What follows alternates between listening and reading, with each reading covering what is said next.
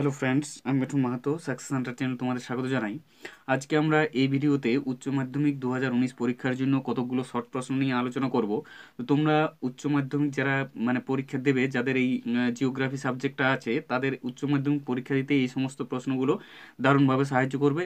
এটা তোমাদের এমসিকিউ এবং এসএকিউ দুটোতেই হেল্প হবে এবং আশা রাখছি এই প্রশ্নগুলো থেকে তোমাদের 50% কমন এক্সামে এসে যাবে। তো দেখো, যে সমস্ত প্রশ্নগুলো আজকে আমরা আলোচনা করবো সেগুলো একবার একটু দেখে নিই। প্রথমেই আমাদের রয়েছে আরোহণ প্রক্রিয়ায় সৃষ্টি হয় আগ্নেয় পর্বত। আগ্নেয় পর্বত কিভাবে সৃষ্টি হয়, কোন প্রক্রিয়ায় সৃষ্টি হয়, আরোহণ প্রক্রিয়ায় এবং অবরোহণ প্রক্রিয়ায় সৃষ্টি হয় ক্ষয়জাত পর্বত। এটা তোমাদেরকে মনে রাখতে হবে যে ক্ষয়জাত পর্বত সৃষ্টি হয় অবরোহণ প্রক্রিয়ায় এবং আগ্নেয় পর্বত সৃষ্টি হয় আরোহণ প্রক্রিয়ায়। 3 নম্বর যেটা প্রশ্নটা আমাদের রয়েছে, চুনাপাথর অঞ্চলে কার্বনিক অ্যাসিড যুক্ত জল দ্রবণ প্রক্রিয়ার মাধ্যমে যে লাল কাদার সৃষ্টি করে তাকে কি বলা হয়? তাকে বলা হয় টেরারোজা। টেরারোজা কি, এই ধরনের তোমাদের প্রশ্ন আসতে পারে কিংবা এইভাবে দিতে পারে যে একটা এমসিকিউ দিয়ে দিল তোমাদের এই লাইনটি এবং 4-5টা অপশন দিল এবং সেটা তোমাদেরকে চুজ করে নিতে হবে। যে শিলাস্তর ভৌমজল ধারণ করে সম্পৃক্ত থাকে তাকে কি বলা হয়? তাকে বলা হয় অ্যাকুইফার। তারপরে সমুদ্র জলের নিম্ন সীমা থেকে ঊর্ধ্বসীমা পর্যন্ত অংশ হলো সম্মুখ তটভূমি। এরপর দেখো, সমুদ্র জলের ঊর্ধ্বসীমা থেকে ভৃগুরেখা পর্যন্ত অংশকে বলে পশ্চাৎ তটভূমি। উন্মুক্ত সমুদ্র বায়ু প্রবাহ যতটা দূরত্ব অতিক্রম করে তাকে কি বলা হয়? উন্মুক্ত সমুদ্র বায়ু যতটা দূরত্ব অতিক্রম করে তাকে বলা হয় ফেজ। তটভূমির উপর ছোট ছোট নুড়ি, বালি, কাঁকর ইত্যাদি সঞ্চয় হয়ে তৈরি হয় সৈকত ভূমি বা বেলাভূমি।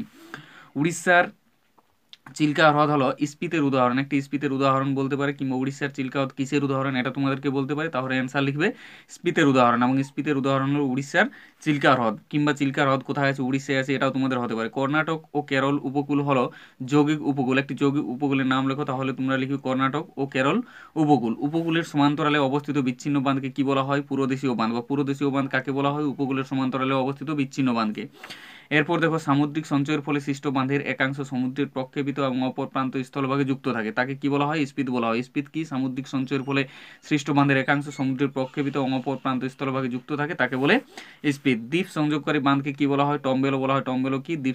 দ্বীপ সংযোগকারী বাঁধ। অঙ্গুরীয় আকৃতির প্রবাল প্রাচীরকে বলে গতিশীল ভারসাম্য তত্ত্বের জনক জেটি হ্যাক।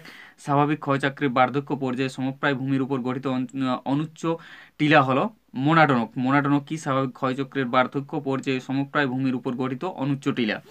মরু ক্ষয়চক্রের শেষ সীমা হলো প্লায়া হ্রদ। মরু ক্ষয়চক্রের শেষ সীমা হলো প্লায়া হ্রদ। আশা রাখছি এই সমস্ত প্রশ্নগুলো তোমাদের দারুণভাবে কাজে লাগবে। তোমরা ভিডিওটি স্কিপ না করে প্লিজ শেষ পর্যন্ত একটু দেখো। এরপর দেখো, 18 নম্বর যেটা রয়েছে, পূর্ববর্তী নদী হলো শতদ্রু নদী। শতদ্রু নদী হলো একটি পূর্ববর্তী নদী। 19 নম্বর যেটা তোমাদের রয়েছে, যে ধরনের নদী নকশা সর্বাধিক দেখা যায়, যে ধরনের নদী নকশা সর্বাধিক সেগুলো হচ্ছে বৃক্ষরূপী। ঠিক আছে। এবার 20 নম্বরে আছে দেখো, নাতিশীতোষ্ণ ঘূর্ণবাতের সীমান্ত সৃষ্টির প্রক্রিয়া হলো ক্রন্টোজেনেসিস। ক্রন্টোজেনেসিস এটা মনে রাখবে যে নাতিশীতোষ্ণ ঘূর্ণবাতের সীমান্ত সৃষ্টির প্রক্রিয়া।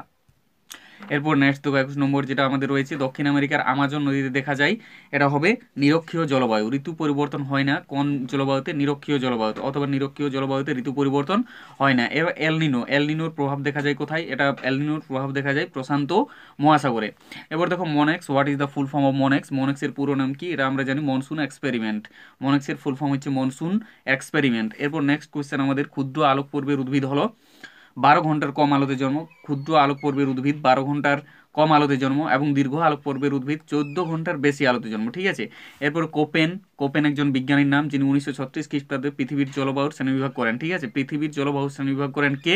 কোপেন। কত খ্রিস্টাব্দে? 1936 খ্রিস্টাব্দে। এরপর দেখো, যেটা আছে এম অক্ষর দ্বারা মৌসুমী জলবায়ুকে চিহ্নিত করা হয়। মৌসুমী জলবায়ুকে চিহ্নিত করা হয় কোন অক্ষর দ্বারা? এম অক্ষর দ্বারা। এরপর দেখো, সবুজ উদ্ভিদ দিনের বেলায় যতক্ষণ সূর্যালোক পায় তাহলে আলোক পর্ব। তাহলে আলোক পর্ব কি? সবুজ উদ্ভিদ দিনের বেলায় যতক্ষণ সূর্যালোক পায় তাকেই আলোক পর্ব বলে।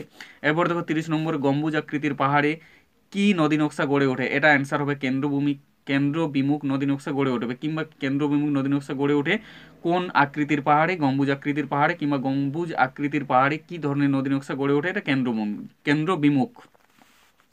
নেক্সট কোয়েশ্চেন, মৃত্তিকা গঠনের সর্বাধিক হার দেখা যায়, এটা অ্যান্সার হবে উষ্ণ আর্দ্র জলবায়ুতে। উষ্ণ আর্দ্র জলবায়ুতে মৃত্তিকা গঠনের সর্বাধিক হার দেখা যায়। মৃত্তিকার উলম্ব প্রস্থচ্ছেদকে কি বলা হয়? পরিলেখ বলা হয়। একটি আঞ্চলিক মৃত্তিকা হলো পর্জল মৃত্তিকা। পর্জল মৃত্তিকা একটি আঞ্চলিক মৃত্তিকা। এরপর অপরিণত মৃত্তিকা হলো লয়েস মৃত্তিকা। লয়েস মৃত্তিকা হলো একটি অপরিণত মৃত্তিকা। এরপর দেখো দুরিক্রাস্ট দেখা যায়, এটা কোথায় দেখা যায়? দুরিক্রাস্টের লেটেরাইট মৃত্তিকায় দেখা যায়। হ্যারিকেন ঘূর্ণিঝড় সৃষ্টি হয় ক্যারিবিয়ান সাগরে। ক্যারিবিয়ান সাগরে কি ঘূর্ণিঝড়ের সৃষ্টি হয়? হ্যারিকেন ঘূর্ণিঝড়ে। এবং হ্যারিকেন ঘূর্ণিঝড় কোথায় দেখা যায়? ক্যারিবিয়ান সাগরে। দক্ষিণ চীন সাগরে কি সৃষ্টি হয়? টাইফুন সৃষ্টি হয়, অথবা টাইফুন কোথায় সৃষ্টি হয়? দক্ষিণ চীন সাগরে সৃষ্টি হয়। পৃথিবীর বিধ্বংসী ঝড় হলো টর্নেডো। টর্নেডো হলো পৃথিবীর একটি বিধ্বংসী ঝড়। ঠান্ডা মাটিতে জন্মানো উদ্ভিদ হলো সাইক্লোফাইট। সাইক্লোফাইট কোথায় জন্মে? ঠান্ডা মাটিতে জন্মে। কোন মাটিতে জন্মে? ঠান্ডা মাটিতে জন্মে। কিংবা ঠান্ডা মাটিতে কি ধরনের উদ্ভিদ জন্মে? এটা সাইক্লোফাইট। শিলাগাত্রে জন্মানো উদ্ভিদ হলো লিথোফাইট, এবং শিলাগাত্রে যে সমস্ত উদ্ভিদ জন্মায় তাদেরকে বলা হয় লিথোফাইট। ওজোন স্তর ধ্বংসের জন্য দায়ী কোন গ্যাস? CFC, chlorofluorocarbon.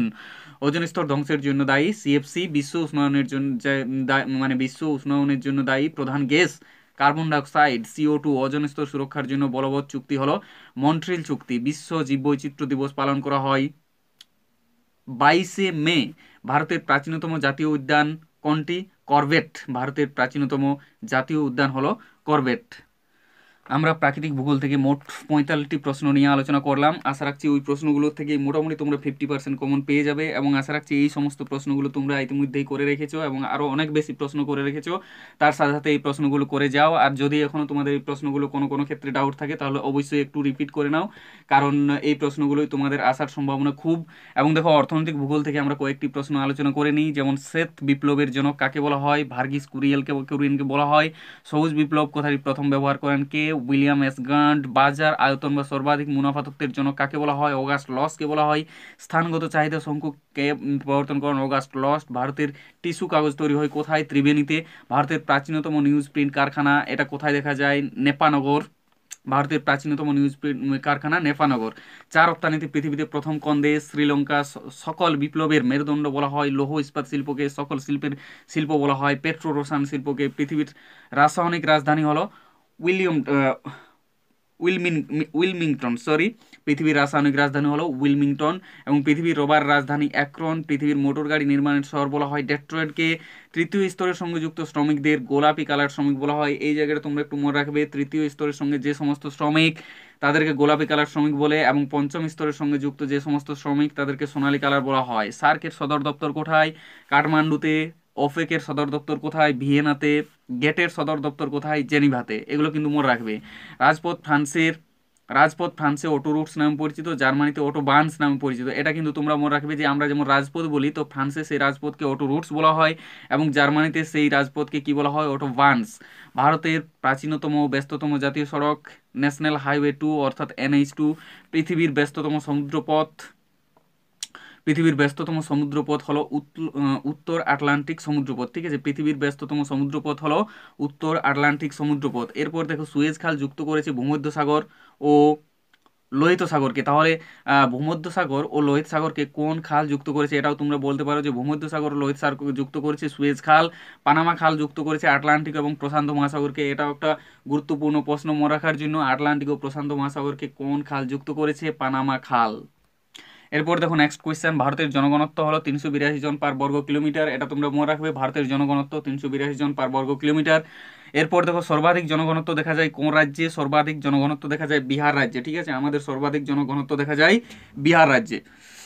ভারতে নারী পুরুষের অনুপাত, নারী যেখানে 940 সেখানে পুরুষ 1000 জনে নারী হচ্ছে 940। ভারতে নারী পুরুষের অনুপাত হলো 940 অনুপাত 1000। স্থির ও নিশ্চল জনসংখ্যা দেখা যায় কোথায়? জনবিবর্তনের প্রথম পর্যায়ে, এবং এটি হচ্ছে প্রাক শিল্প বিপ্লবের যুগ। এটিকে প্রাক শিল্প বিপ্লবের যুগ বলা হয়। স্থির ও নিশ্চল জনসংখ্যা দেখা যায় জনবিবর্তনের প্রথম পর্যায়ে, এবং জনসংখ্যা দ্রুত বৃদ্ধি করে কোথায়? জনবিবর্তনের দ্বিতীয় পর্যায়ে। জনবিবর্তনের দ্বিতীয় পর্যায়ে জনসংখ্যা দ্রুত বৃদ্ধি করে। প্রায় শূন্য জনসংখ্যা সৃষ্টি হয় চতুর্থ পর্যায়ে। প্রায় শূন্য জনসংখ্যা সৃষ্টি হয় কোন পর্যায়ে? চতুর্থ পর্যায়ে। ছত্তিশগড়ের প্রধান নদী কোনটি? মহানদী। চিত্রকূট জলপ্রপাতটি গড়ে উঠেছে ইরাবতী নদীর উপর। ইরাবতী নদীর উপর চিত্রকূট জলপ্রপাতটি গড়ে উঠেছে। অর্থনৈতিক উন্নয়নের একটি প্রধান সূচক মোট অভ্যন্তরীণ উৎপাদন। ছত্তিশগড়ের একটি কয়লা খনি কোরবা কয়লা খনি। ছত্তিশগড়ের একটি আকরিক লৌহ খনি হলো বাইলাডিলা। ছত্তিশগড়ের রাজধানী রায়পুর। ভারতের ইলেকট্রনিক শহর বেঙ্গালুর। ছত্তিশগড়ের প্রধান লৌহ ইস্পাত শিল্পকেন্দ্র ভিলাই। হলদিয়া বন্দর গড়ে উঠেছে 1977 খ্রিস্টাব্দে। কোন সমাজের অর্থনৈতিক, সামাজিক ও রাজনৈতিক অবস্থার সামগ্রিক বিকাশ ও উৎকর্ষ সাধনকে কি বলা হয়? উন্নয়ন বলা হয়। উন্নয়ন কি? কোন সমাজের অর্থনৈতিক, সামাজিক ও রাজনৈতিক অবস্থার সামগ্রিক বিকাশ উৎকর্ষ সাধনকে বলে উন্নয়ন। আশা রাখছি তোমরা প্রশ্নগুলো ভালো করে দেখে নিয়েছো, এবং যদি আরও ভালো করে না দেখে থাকো, যদি তোমাদের মানে কিছু কিছু প্রশ্নের ডাউট থাকে, তোমরা ভিডিওটি দেখতে পারো কিংবা স্ক্রিনশট নিতে পারো, এবং এই প্রশ্নগুলো অবশ্যই রেডি করো। আশা রাখছি তোমরা অবশ্যই কিছু প্রশ্ন কমন পাবে, কারণ 10 মিনিটের এই ভিডিওতে তোমাদের টোটাল আমি 83টি প্রশ্নের ইম্পর্টেন্ট প্রশ্নের উত্তর আলোচনা করে দিয়েছি। আশা রাখছি তোমরা একটু হলেও উপকৃত হবে। বেস্ট অফ লাক, তোমরা ভালোভাবে পরীক্ষা দাও, এবং ভিডিওটি যদি ভালো লাগে অবশ্যই তোমরা লাইক করবে, কমেন্ট করবে, এবং বন্ধুদের সাথে অবশ্যই শেয়ার করবে, এবং এখনও যারা এই চ্যানেলটি সাবস্ক্রাইব করুন তারা অবশ্যই সাবস্ক্রাইব করে নেবে।